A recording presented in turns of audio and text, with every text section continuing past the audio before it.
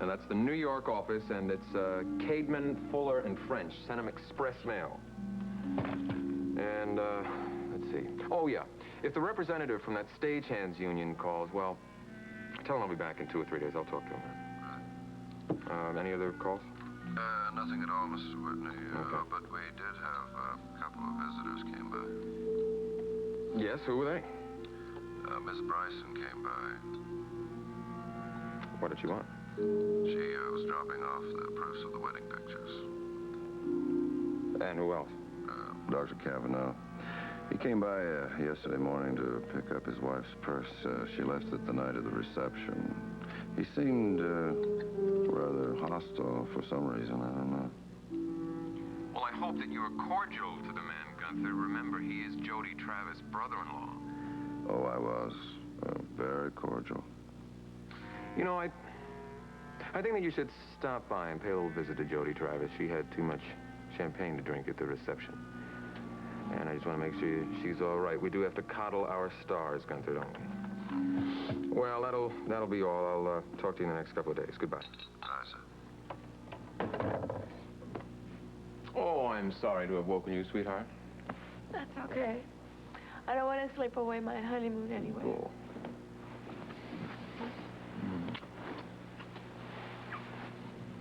You promised me you'd tell me about that scar. I told you it was an accident. It happened long ago. Well, I want to know how you got it. All right, if you absolutely, positively have to know, if you just can't live without knowing it. I'll tell you about it over breakfast. But you're not going to like the story. It's not a nice one.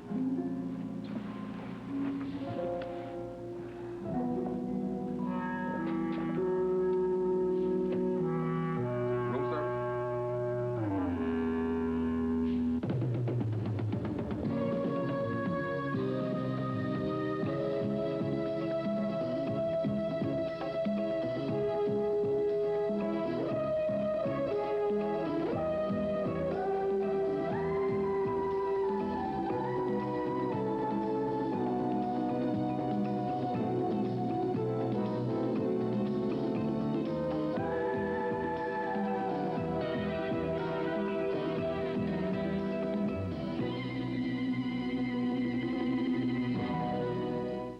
Excuse me, miss, are you planning to hog that strawberry jam all morning? Oh, is that nice the way some people get to sleep later than other people? I'm privileged. Yes, and that's the way it should be. Besides, I work later than you do, so it all evens out. Yeah, actually, I'm up a little earlier than usual. I got to stop by police headquarters this morning. Yes, and I'm up earlier than usual because I have to make up some time at the dance studio. I had a little bit of a hangover yesterday, huh? That's what it's called. Yes, that's what you had, my dear. There's no known cure for it, isn't that right, darling? Well, you could try to drink a little less champagne the night Yes, before, I suppose. swear I will never drink again. Oh, you've taken the pledge, have you? Well, sort of. It's really dumb to, well, to put your body through something like that. Anyway, I better go before I'm late. You have a nice day. Okay, bye, sweetheart. Bye-bye. Dance good today, kid. I'm gonna try it. Bye. I don't know, Miles. I just don't know what to do about Oh, Jody. come on, come on.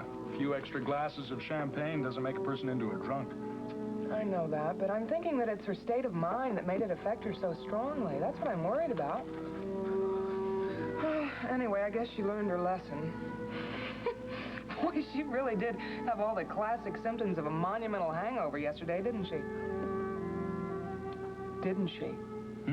Oh, I'm sorry. I was just looking at this. It's it's that story that you used on the evening news last night about Dr. Bryson. Oh. Is there anything further on his condition? No, no change. Apparently, still critical.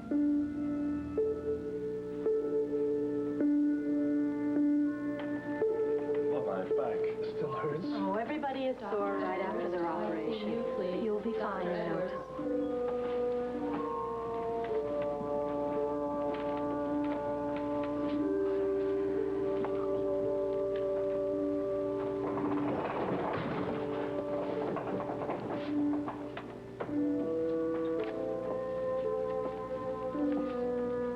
Hi, Val. Kelly, what are you doing here? read about your dad's heart attack in the paper this morning. I just figured you might need some company. That was thoughtful of you. Thank you. You're welcome. How is he? I don't know. They don't tell you anything in these places. He's holding his own, whatever that means. Well, holding his own means that he might take a turn for the better any second. Sounds pretty encouraging to me. Listen, Val, I know we don't know each other that well yet, but I wish you'd called me. Oh, Kelly, thank you. I just didn't know what to do. I thought of calling Mrs. Carr, but then I thought that was too much to ask. No. I don't think that way. And Nancy's one of the most generous and warm people in the whole wide world. There's a... Oh, no, thank you. I've had enough. I don't feel very well right now anyway. But, you know, you don't look too well, my friend. How come? I don't know. I suppose maybe it's a combination of things, but I'm due for my annual checkup next week, so maybe the doc will prescribe some vitamins for me. Well, in my professional opinion, it's more than vitamins you could use right now. What do you think? Oh, come on, Derek. Even without an examination, I can tell you're showing the classic signs of depression and fatigue. One feeds on the other, you know? And the prognosis? Well, it's positive if you follow the prescription. What's the prescription? Change. Complete change of scenery. You gotta leave the trappings of this miserable profession of yours and just go out of town for a couple of days. I'm not kidding. Find a nice resort somewhere. If you can surround yourself with some feminine companions, so much the better. Surround myself? You mean more than one? Why not? Well, considering my track record, that might not be so easy. Come on in. I thought I put you on suspension. You did, but then you suspended the suspension. Yes, I did. I'm sorry. So short-handed now with Stoner being out, too. Actually, I can use the money. The suit I wore to that wedding cost me a fortune in rental fees. Frankly, I didn't think the celebration was worth it. You didn't miss anything, Chief. So I've heard. What did you think, Doc? Oh, well, Nicole and I managed to enjoy ourselves, I guess. I stopped by the Whitney house yesterday morning. Nicole had left her handbag there at the reception. Turned out to be quite an interesting visit. What do you mean by interesting? Well, you know, the chauffeur, Gunther, he was there all by himself, acting as if he owned the place. He was smoking a big, deadly cigar, knocking back the Whitney's best brandy, and playing a little game of darts. It was pretty obvious that darts and brandy weren't mixing too well. Brandy in the morning? Yeah. I was leaving. I turned my head to go out the door, and he threw one of the darts. And very close. Too close for comfort. I suppose it was his idea of a joke, but I was glad I was getting out of the place. Well, I don't think that's very funny. That's not too funny at all. No, I think that guy is a strange case, Chief. Yeah, I guess he doesn't like me too much. Let's just hope his aim doesn't improve.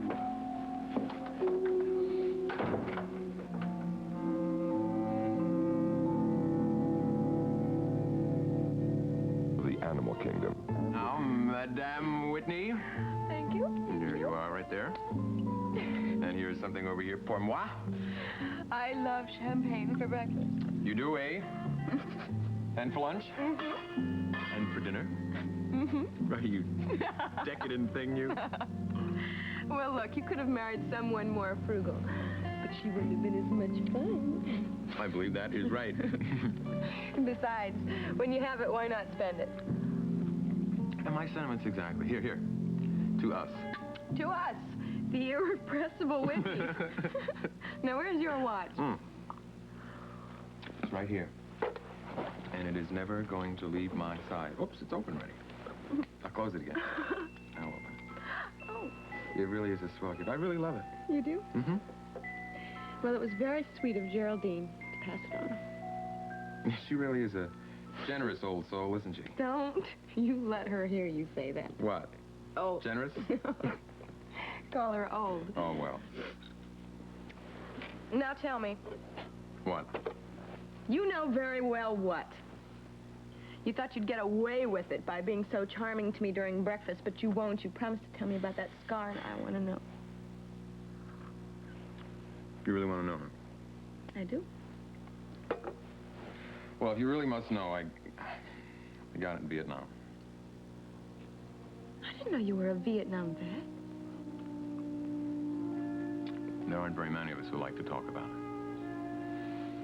There are things that we just like to forget, and there are things about my life that I would prefer to forget. Oh, please, please tell me.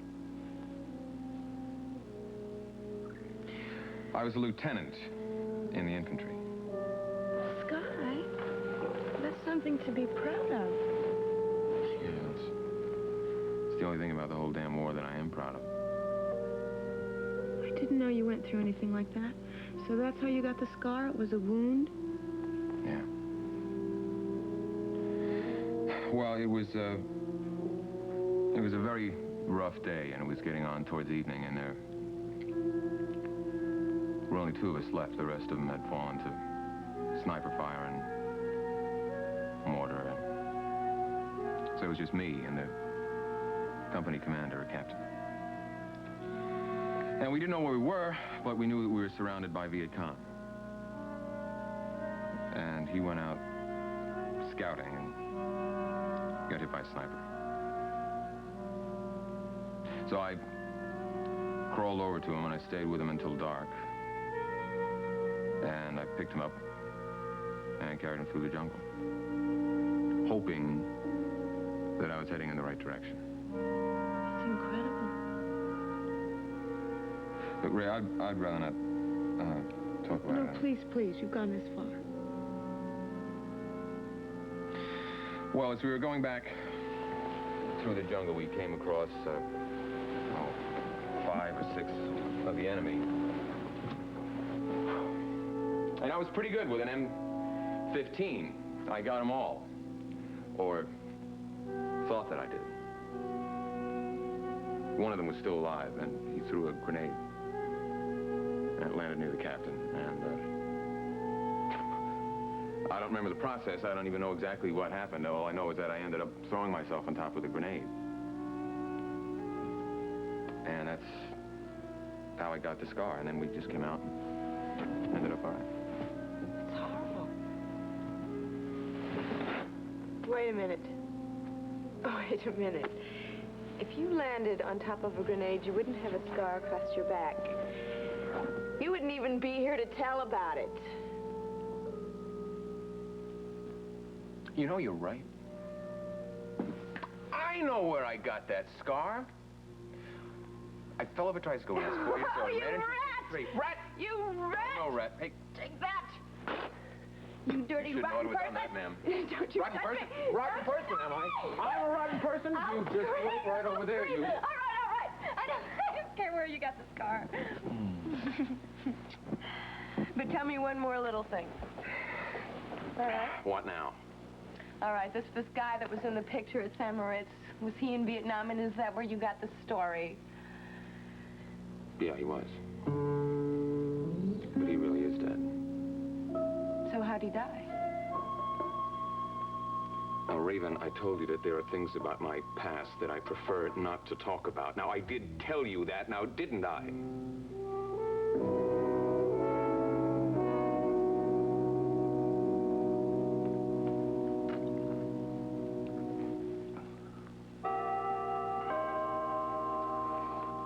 Can't I have any peace?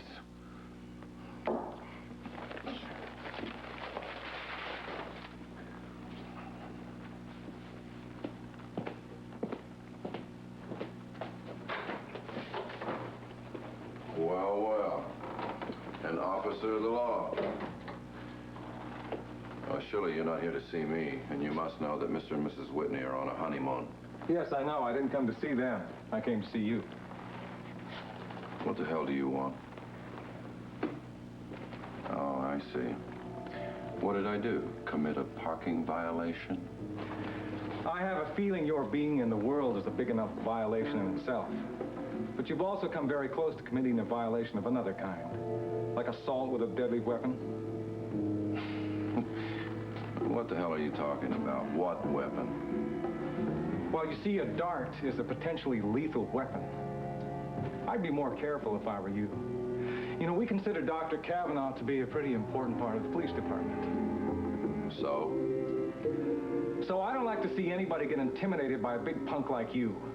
I especially don't like it when he happens to be one of our own. Now, I suggest that you modify your behavior right now.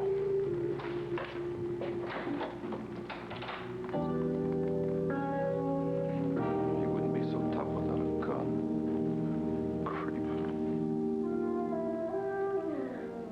Oh. Boy, today's not my day for energy. Keep going, you're all right. You've got to warm up, you know. Gavin, I am huffing and puffing over here, and I don't know what's wrong. Well, I think I have a pretty good idea. You're still paying for your champagne hangover. I am not. Just taking a little extra time to get into things today. Oh, boy. I tell you, my spirit is willing, but my body doesn't want to move. I think maybe both the body and the spirit are unwilling, Jody. Now, what is that supposed to mean? I think you're retreating. I think that you are avoiding the responsibility that you'll be facing in a few weeks. You're ridiculous. I am not. You are, little girl. Don't call me that. I've asked you time and time again, don't call me that. All right, I'm sorry.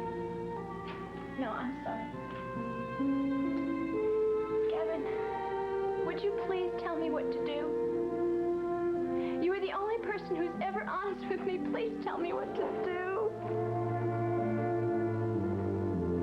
Well, aren't you more than my teacher and director? Aren't you also my friend? Of course I am. You know that. Well, then if that's true, then tell me what to do. Okay, I will. Sit down.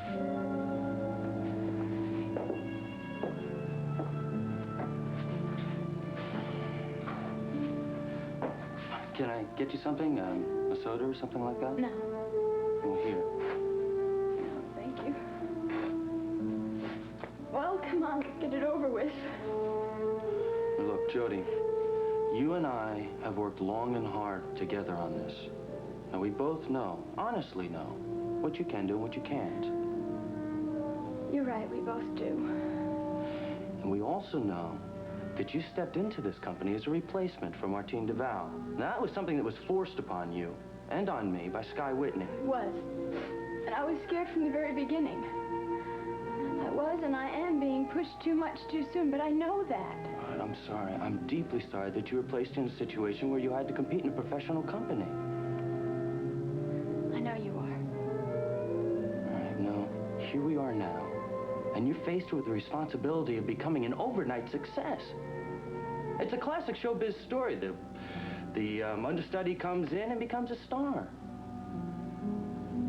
And very few of those stories ever come true. Damn few overnight successes in this business, especially the dance world.